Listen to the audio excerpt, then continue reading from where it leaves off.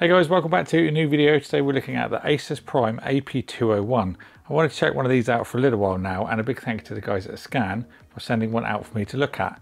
They're one of the biggest e-tailers in the UK, offer a massive range of components, affordable prices, also some really good deals as well if you're looking to get anything, especially around now with the tough campaign of things that's currently going on. So check them out down below. They have kindly sent out a black AP201 for me to look at. As a quick side note, since this was released, they now have a windowed version. Literally as soon as this arrived, the windowed version was announced, so that's the way it goes. But we have the normal edition today. It's available in black and also white as well, so you can obviously colour match to your theme, or black one especially if you're going to be putting this somewhere that's a little bit out of the way and you don't want it to be quite as visible. So one of the reasons I wanted to look at this is it's a small micro ATX form factor case, but yet it can still take a 360 radiator, so it's more of a long case with a narrower footprint, I guess, or at least narrower in the way it sits with the height. So there you go. On the bottom there you've got a nice big magnetic dust filter, also some area somatic fans, so it's like two 120s, and also some storage options on there as well. Thick detailed manual, a little bit unnecessary with the plastic though. Really don't need that. So there we go. First impressions, just absolute perforations everywhere. So you're going to get some real nice airflow with this. I'm just having a little play around. Yeah, this literally does pop off. So that's that top section. No dust filter on there, but you're more than likely going to be doing a push configuration with a radiator or something, so it's not really going to matter anyway. Underneath, we can see our mounting points for up to 360mm of radiator in the top.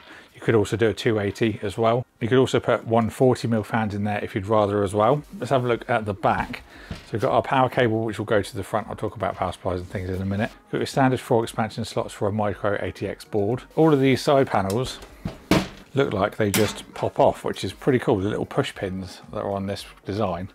And again, nice big perforated panel. Inside, we've got a nice ASUS Prime case on the bottom right hand side as you'd be looking into it. Also, the new clear version's got a little bit of a different detail. I just quite like the way they've done that actually. It would be nice if this one had it as well, but it does differ slightly for the appearance with the windowed version. Got a pre-installed 120mm fan. It has got a Prime branding on there. No RGB, just a single 3-pin cable.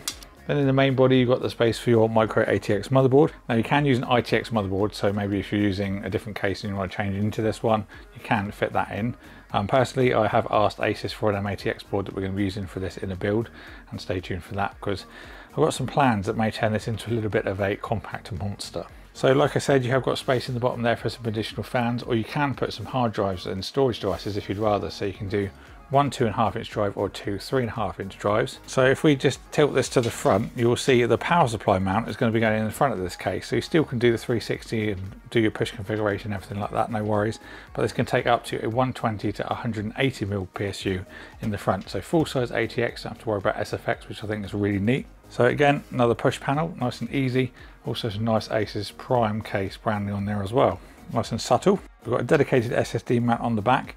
You've got 32mm of channel for all your cables to go in as well. No grommets on these cable management channels or anything, but there are some nice tie down points, so places you can zip tie over your cables to. If you're wondering what's in the selection of cables, you've got the front USB-C headers, audio, the USB type A, front panel, the usual stuff, and then in the bag you've got some standard mounting hardware. Nothing fancy in this one. As I mentioned, we've got the power cable that goes round to the front. So to then access that power supply, we need to go to the front of the case, and we've actually got some I/O on there as well. So we've got a USB type C. This is USB 3.2 Gen 2, so 10 gigabits per second. You've got a headphone and microphone jack, nice power button. Looks like to be that there's some RGB lighting around there as well. And then we've got two USB-A ports, which are USB 3.1 Gen 1. So this again pops off. You see the theme with this, it all pops off. It's quite nice and easy actually. Again, nice perforations on there. And then we have got the little clips and little screws. So once you undo those screws, then that bracket will come out and you can mount your power supply into that with the standard mounting on the top. You can also see there's different mounting positions as well. So for example, if you've got a longer PSU, you can bring it slightly further up and then still allow you to mount your hard drive or external SSD on the bottom there. There isn't any specified mounting for this case, but the way I'm looking at it now makes me think you might just be able to stick a 120 in there, it's not going to be perfectly central, but it would mean it does allow some extra airflow into your case. Let's talk about graphics cards and things. The biggest card you can fit in this case is 330mm from what ASUS say, which this one seems to be literally at the limit. This is a 3080 Ti, but I did have a think about this. Now, you know I mentioned you could put 360 in the top. If you were to go for a 280, that would give you a little bit more space, might allow this power supply bracket to be going further up onto the top mounts, then that might allow you some more space for graphics cards. So AP201, nice little case, very minimal. I do like the styling of it and the little kind of subtle details that we've got, like with the ASUS Prime logo on the top. Does add a little bit of a subtle branding to it, but certainly getting my brain going for ideas and things like that. I'm certainly going to see about adding a 280 and then bringing the power supply up for a bit more graphics card space. Then hopefully what I have planned we can bring to you guys, which will make this an absolute small compact monster. And I'm looking forward to doing that, so hopefully we can sort that soon. But for now, this has been the overview of the AP201. I'll leave links and everything down in the description box below if you want to pick one up.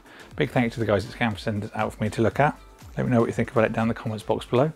Thank you all for watching, and I'll see you all in the next one.